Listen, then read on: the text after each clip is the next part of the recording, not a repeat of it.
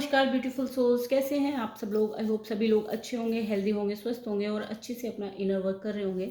आज का जो टॉपिक है वो ये है कि आप इमोशनली अनस्टेबल क्यों फील करते हैं। सैक्रल चक्र हमारी इमोशंस के लिए होता है, हमारी क्रिएटिविटी के लिए होता है।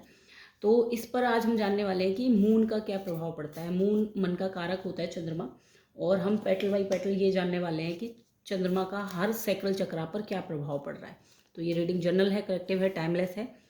जब भी आपकी स्क्रीन पर पॉपअप हो तभी आपके साथ रेजोनेट कर सकते हो सकता है कि पूरी रीडिंग रेजोनेट करे, हो सकता है कुछ पार्ट करे, या हो सकता है बिल्कुल भी ना करे। ओपन माइंडेड होकर सुनिएगा।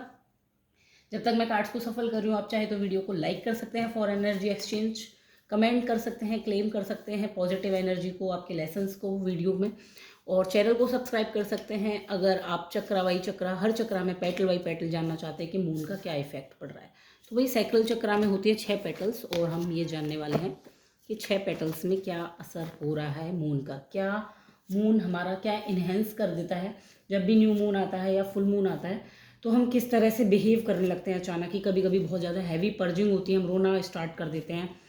कभी कभी बहुत पेट में इशू हो जाते हैं, डाइजेस्टिव इश्यूज हो जाते हैं, यूरिन रिलेटेड इश्यूज हो जाते हैं, किडनी रिलेटेड इश्यूज हो जाते हैं। तो ये सारी की सारी चीज़ें जो है साइकिल चक्र से ही जुड़ी हैं। तो पहली, what do you need to release. तो जब भी मून पहली पेटल पे, यानी कि सैक्रल पे, सैक्रल चक्र की पहली पेटल होती है आलस्यम की, सेक्रेट पॉज की। तो मून क्या करता है, जब भी ट्रांजेक्शन होता है, कोई फुल मून होता है, न्यू मून होता है, या कोई प्लेनेटरी ट्रांजेक्शन होता है, तो मून आपके अंदर हैवी पर्जिंग करवाना स्टार्ट कर देता है। मतलब आपको एक आप अपने इमोशंस के साथ हो सकता है कि बैठ नहीं पाते हो, आपको लगता हो कि मैं अकेले अपने साथ नहीं बैठ सकता, बहुत इम्पॉसिबल है। और मून आपको बार बार वही चीज़ पुश करता हो, आपकी ओवर थिंकिंग में वही इमोशंस जो आपने अभी तक होल्ड कर रखे हुए हैं, वो इमोशंस आपको जो है बार बार माइंड में अचानक से लूप में चलाना स्टार्ट कर दे। तो आप सोचते हो कि ये बात तो मैं भूल भी गया, बट फिर भी क्यों हो रही है, क्योंकि मून जो है इस तरह की चीज़ें ट्रिगर कर रहा है ताकि आपकी पर्जिंग हो सके। यहाँ पे है टेम्परेंस का कार्ड। अब ये टेम्परेंस का कार्ड यहाँ पे यही दिखा रहा है ताकि आप बैलेंसिंग कर सकें। आप अगर पूरी तरह से इमोशंस में ही ड्रिवन रहेंगे तो फिर आप बाकी काम कब करेंगे, एक्शन कब लेंगे, चीज़ों में अलाइनमेंट कब लाएंगे। तो मून जो आपने इमोशनली ड्रिवन होके बहुत सारी चीज़ें भर रखी है अपने अंदर, तो मून जब भी आता है वो हो सकता है हैवी पर्जिंग होती हो, आप बहुत रोना स्टार्ट कर देते हो, या बहुत सडन सैड या इमोशनल फील कर सकते हो। तो ये जो है मून चाहता ही यही है, वही चीज़ जो चीज़ आपके अंदर भरी हुई है वो चीज़ ट्रिगर हो जाएगी ताकि आप जो है इमोशंस में आए। समटाइम्स आप बहुत ज़्यादा वर्कोहॉलिक भी फील कर सकते हो, क्योंकि पहली पेटल जो है रेस्टिंग फेज की पेटल है, सेक्रेड रेस्ट की पेटल होती है। तो समटाइम्स जब भी मून आपकी इस पहली पेटल पे इफेक्ट डालेगा तो हो सकता है कि आप या तो बहुत ज़्यादा वर्कोहॉलिक हो जाओ या बहुत ज़्यादा इमोशनल हो जाओ, क्योंकि वो आपको एक सीक्रेट स्पेस देना चाहता है ताकि आप प्रॉपरली अलाइंड होकर रेस्ट कर सकें। देन दूसरी जो पेटल होती है वो होती है कि ट्रस्ट और डाउट की, अपने इमोशंस पे आप कितनी ट्रस्ट करते हैं या डाउट करते हैं। Nothing will come of this situation. तो समटाइम आपको ऐसा फील होता होगा कि जो भी लाइफ में कुछ चल नहीं रहा, नमनेस वाली फीलिंग होना कि कुछ नहीं हो रहा, मेरा कुछ भी आउटकम नहीं है, कोई कितनी भी एफर्ट लगा लूँ कोई फ़र्क नहीं पड़ता, या कितना भी एफर्ट लगा लूँ, या फिर कितना भी अपने आप को मैं चेंज कर लूँ, सामने वाले को कोई इफेक्ट नहीं पड़ता। तो ये आप अंदर से इमोशनली नम वाली जो फीलिंग है ये आती है, आपकी दूसरी पेटल पे इफेक्ट है आपके मून का। Nothing will come of this situation, यानी कि आप जो सिचुएशन में आउटकम दे रहे हो, अपना एफर्ट लगा रहे हो, वहाँ पे आपको कुछ नहीं मिलेगा। ऐसी एक थकी हुई सी निराशा वाली जो फीलिंग है, ये सडन आपको जो पर्ज होती है, उठती है मन में, वो मून की वजह से उठती है। 4 ऑफ पेंटिकल्स ये कहाँ ज़्यादा उठती है, ये उठती है आपको जब भी आप अपने आप को स्टेबल फील करना स्टार्ट करते हो मेटलिस्टिक लाइफ में, कि मेरा ठीक है, घर है, जॉब है, मतलब अब डेली की जो मेरी ज़रूरत की चीज़ें वहाँ तक ठीक हूँ मैं, अब मुझे नहीं चाहिए। तो वहीं पर मून आपके अंदर एक इमोशन ऐसा पैदा कर देता है कि नहीं, इतने से कुछ नहीं होगा, तुम्हारे पास तो कुछ भी नहीं है, इतना से मतलब अच्छी गाड़ी नहीं है, अच्छी जॉब नहीं है, जो भी चीज़ आप अगर सेटिस्फैक्शन की अगर अपने अंदर वाइब्रेशन लेके आ रहे हो, तो मून क्या करता है कि नहीं नहीं, तुम सेटिस्फाइड मत हो, तुम अपने और डिज़ायर्स को बढ़ाओ, यानी कि ओवर डिज़ायर में आपको लेके जाता है। देन तीसरी जो पेटल होती है वो होती है कि कंपैरिजन और एनवी की, आप दूसरों से कितनी तुलना कर रहे हैं। तो यहाँ पर मून क्या करता है, जब भी दूसरों से तुलना की बात आती है आपकी, या एनवी की बात आती है, तो nothing is yet set in stone. तो भैया आपके इमोशंस एकदम रोलर कोस्टर बन जाते हैं कि बिल्कुल पत्थर पे कुछ भी नहीं लिखा है। क्यों? वो क्यों अच्छा कर सकता है? उसने ऐसा क्या किया? मतलब वो कंपैरिज़न और ज़्यादा एनहांस कर देता है मून। समटाइम्स आप देखते होंगे कि अभी तक तो मैं नॉर्मल था, बट आप अननोइंगली चाहते भी नहीं अंदर से, बट फिर भी आप दूसरों से कंपैरिज़न कर रहे हैं। दूसरों के रिलेशनशिप्स को देख के आप अपने अंदर ही जलन महसूस कर रहे हैं कि इनका रिलेशन कितना अच्छा है, मैंने क्या कमी कर दी। इस तरह की जो चीज़ें हो रही हैं, ये मून की वजह से हो रही हैं, क्योंकि मून यहाँ पे आपके अंदर की जो इमोशन अनस्टेबिलिटी है, ये आप इस कार्ड को ध्यान से देखें तो बढ़ रही है, ये लहरें उठ रही हैं, तो अनस्टेबिलिटी जो है उसको ट्रिगर करता है मून। आप अगर अंदर से स्टेबल होंगे तो नो मैटर कितने भी बाहर से चीज़ें आए, कुछ भी सरकमटांसेस बने, आप स्टेबल रहेंगे। बट मून आपके अंदर की जो स्टेबिलिटी है उसको ट्रिगर कर देता है। और किस फॉर्म में करता है? 8 ऑफ वैंड्स के फॉर्म में करता है भाई। 8 ऑफ वैंड्स में ये क्या करता है मून आपकी लाइफ में, सिचुएशन में किस फॉर्म में ये अनस्टेबिलिटी क्रिएट करता है? आपको ऐसा लगता है कि बहुत सारी चीज़ें, लोगों की कही हुई बातें अचानक से याद आने लगती है, जो हमारे सबकॉन्शियस माइंड में स्टोर हो जाती है। वो कही हुई बातें, वो कपल कितना अच्छा लग रहा है, उनके पास कितनी अच्छी जॉब है, तो उनके कपड़े कितने अच्छे हैं, वो कितने अच्छे लग रहे हैं। इस तरह की जो बातें आपके सामने कही होती हैं दूसरे लोगों के लिए, वो कंपैरिजन मोड वो बातों को याद कर करके आपकी लाइफ में आने लगता है, जिसकी वजह से आपके अंदर की स्टेबिलिटी, कि नहीं मैं अपने आप में खुश हूँ, मेरी लाइफ ठीक है, वो अंदर की स्टेबिलिटी हिल जाती है। और ये मून का काम है, मून अंदर की स्टेबिलिटी को ही चेक करता है यहाँ पे। चौथी जो पेटल है वो है कामा पेटल, सेल्फ लव की पेटल है।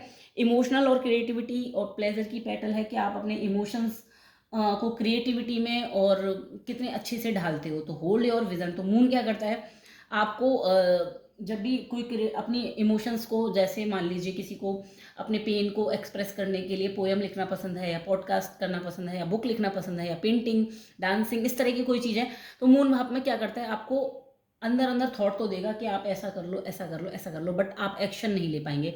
यानी कि आपको बस विजन विजन रहेगा, आइडिया रहेगा, आप एक्शन नहीं ले पाओगे। आप स्ट्रग्ड फील करोगे लाइफ में। और एक क्वेश्चन आएगा यहाँ पर कि भाई मेरे को आइडिया तो आते हैं पर मैं कुछ कर नहीं पा रही, मेरे को हो ही नहीं रहा मुझसे। तो क्यों नहीं हो रहा है? क्योंकि मून जो है आपको रोक रहा है। आपके इमोशंस आपकी कहीं ना कहीं जो है ऑब्स्टेकल बन रहे हैं। अब इमोशन किस तरह से बन रहे हैं? पेज ऑफ कप्स की एनर्जी आ रही है, तो इमोशंस जो है प्रॉपरली प्रोसेस नहीं हो पाते हैं। जब भी आप क्रिएटिविटी को, अपनी जो भी इमोशंस हैं उनको क्रिएटिविटी के फ्लो में लाना चाहेंगे, तो वहाँ पे क्या हो रहा है, पेज ऑफ कप्स की एनर्जी है, आपके अंदर जो इमोशंस हैं वो फ्लो होने से रुक जाते हैं, रुक हो ही नहीं पा रहे फ्लो। क्यों रुक जाते हैं, होल्ड क्यों हो रहे हैं यहाँ पे? क्योंकि मून की एनर्जी आप उसको रुकवा देती है। आप कितनी भी कोशिश कर लो लिखने की, आप पेन पेपर लेके बैठे रहोगे, आप नहीं लिख पाओगे। कितनी भी पेंटिंग करने की कोशिश कर लो, नहीं होगा, क्योंकि मून यहाँ पर इस तरह की चीज़ें कर रहा है। देन फिर जो नेक्स्ट पेटल है वो क्या है? ईशा पेटल। आप दूसरों, मतलब खोने से, अपनी चीज़ों को खोने से डर लगता है कि हमारा स्पाउस कोई हमसे चुरा ले जाएगा, हमारी जॉब कोई चुरा ले जाएगा। इस तरह की जो अटैचमेंट वाली चीज़ें हैं, ये होती है हमारी पांचवी पेटल में। Show the word the real you. तो आपको यहाँ पे मून क्या करता है, अचानक एक इल्यूजन क्रिएट कर देता है। समटाइम्स चीज़ें आपकी ही होती हैं, बट फिर भी आपको ऐसा लगेगा मुझसे तो छिन जाएंगी। अचानक से ही ये डर आपका इमोशनल अनस्टेबल कर देगा। मून क्यों कर देता है? क्योंकि आप जो है अपने रियल वर्जन को, ऑथेंटिक सेल्फ को पहचान पाएँ कि आपकी जो चीज़ें हैं, जो ऑलरेडी आप अपनी डेस्टिनी में लिखवा के लाएँ, भैया वो कहीं नहीं जाने वाली। बट आपका जो कंट्रोलिंग नेचर है, वो जो आपके अंदर भरा हुआ है, तो मून उसको एनहेंस कर देता है, दिखा देता है आपके सामने लाके कि देखो आप चीज़ों को कितना ज़्यादा पकड़ रहे हो। यहाँ पे देखो कप्स की ही एनर्जी आई है, और कार्ड है 5 ऑफ कप्स का। तो जो आपका कंट्रोलिंग नेचर है, जिसकी वजह से आप लोगों को कंट्रोल करते हैं, फिर लोग आपको छोड़ के चले जाते हैं, फिर आप कंप्लेन करते हैं कोई मेरी लाइफ में रुका नहीं, तो ये मून की वजह से ही हो रहा है। और मून क्यों करवा रहा है? ताकि आप अपना चीज़ों से कंट्रोल छोड़ें, क्योंकि जो ऑलरेडी आपका है वो आपके पास अपने आप ही अलाइंड होके आ जाएगा।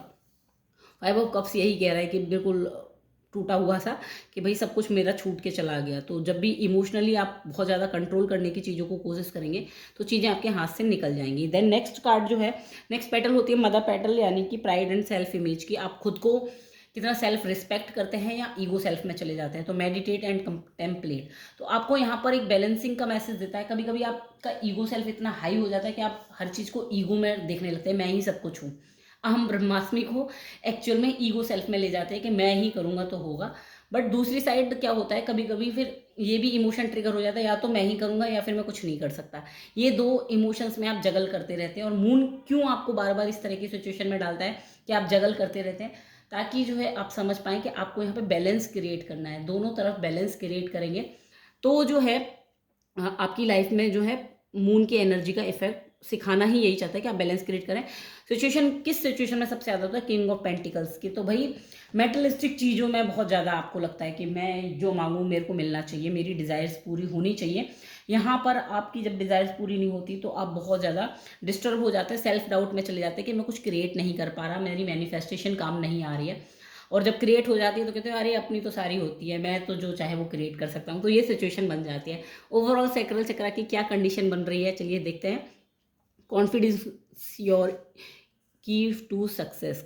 तो यहाँ पर कॉन्फिडेंस की बात, मून सैक्रल चक्र में क्या कह रहा है कि भाई आप जो बार बार सेल्फ डाउट करते हैं अपने इमोशंस पे, अपनी क्रिएटिविटी पे।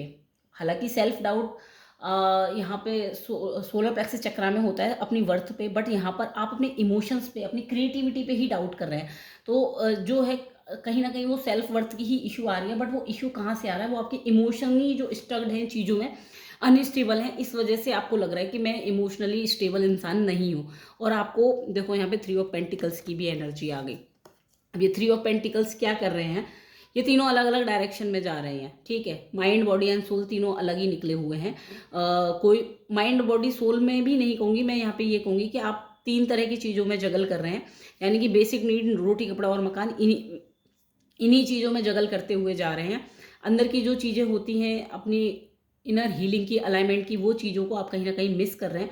और ये तीनों अपने ही पाथ पे चल रहे हैं। एक क्रिएट करने में लगा है, यानी कि आपके अंदर ही एक पार्ट क्रिएट करने में लगा हुआ है, डायरेक्शनलेस। दूसरा जो है शायद उसको देख रहा है, जस्ट देखे जा रहा है, कर कुछ नहीं रहा। मतलब या तो आप कभी बनाने लगते हो, या तो कभी आप देखते ही रहते हो कि क्या बना है, या फिर आप कभी जस्ट दूर से ओवर अपनी क्रिएटिविटी को ही ऑब्जर्व करते हो। जबकि ये तीनों चीज़ें, जब भी आप किसी भी चीज़ को क्रिएट करते हैं तो आपको ही ऑब्जर्वर बनना पड़ता है, आपको ही इनिशिएट करना पड़ता है, और आपको ही जो है उसको क्रिएट करना पड़ता है। ये तीनों चीज़ें आपको खुद ही करनी पड़ती हैं, और इसके लिए लगता है कॉन्फिडेंस। बट आप क्या करते हैं? तीनों चीज़ें नहीं करते हैं। या तो आप बना के छोड़ देंगे, आधा काम छोड़ देंगे, या तो फिर आप उसको देखते ही रहेंगे, या फिर उसमें कमियां निकालेंगे। ये सेल्फ क्रिटिसिज्म करना, इन चीज़ों को करना, ये सारी चीज़ें क्यों इन्हेंस होती हैं आपकी लाइफ में बार बार? क्योंकि मून आपको यही सिखाना चाहता है कि भाई अपने जो काम हैं उन पे भरोसा रखो। आपका कॉन्फिडेंस ही आपकी सक्सेस की है। जो भी क्रिएटिविटी आप कर रहे हो उस पर भरोसा तो रखिए, करने की कोशिश तो कीजिए, कंप्लीशन में तो लाइए, अधूरा काम मत छोड़िए। ये मैसेज है मून की तरफ से। तो आई होप आपको समझ में आ रहा हो, या रिलेट कर पा रहे हो आप लोग कि आपके सैक्रल चक्र से मून किस तरह से आपको जो है इमोशनली अनस्टेबल कर रहा है। और क्यों कर रहा है? क्योंकि उसके पीछे रीजंस है। क्योंकि मून चाहता है कि आप इमोशनली अनस्टेबल ना रहें, बल्कि स्टेबल हों और स्ट्रेंथ में आए, और साथ में जो है कुछ क्रिएटिव करके आए। यानी कि हम ब्रह्मास्मि एक्चुअली में जो उसका बैलेंस फॉर्म है, आप उसको होल्ड कर पाए अपने विजन्स में और उसको क्रिएट कर पाए। तो आई होप आपको ये रीडिंग पसंद आई हो। प्लीज़ कमेंट में बताइएगा कौन सी सिचुएशन आपके साथ रेजोनेट हो रही है, और चैनल को जरूर सब्सक्राइब कीजिएगा। कल हम लोग करेंगे सोलर प्लेक्सिस की पार्ट 1 रीडिंग। Thank you.